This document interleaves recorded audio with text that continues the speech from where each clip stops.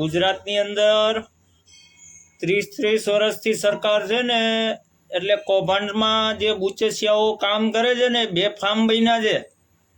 Road રસ્તા હોય, શિક્ષણ હોય કે બ્રિજો હોય, ક્યાંય બાકી રાખ્યું નથી, બધે દાડો વાટો કરી નાખ્યો છે। તો હવે ગરીબ કલ્યાણના જે મેળા થાય છે ને એમાં જે કીટ દેવાય ને એમાંય બુચસિયાઓના જીવ એટલો અધૂરો છે ને એમાંય બૂચ મારવામાંથી પાછા નથી પડતા।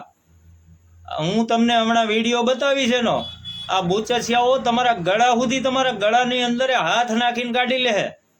કેમ કે આજે 30 વર્ષથી આપણે જેમ ખોબલે ને ખોબલે મત આપીને માથે ચડાવ્યા છે ને આ એના પ્રતાપ છે। એટલે તમે આવનારા ઇલેક્શનની અંદર જાગૃત થાઓ અને સાવચેત થાઓ, પરિવર્તન લાવો। હું તમને હમણાં વિડીયો બતાવું, જુઓ।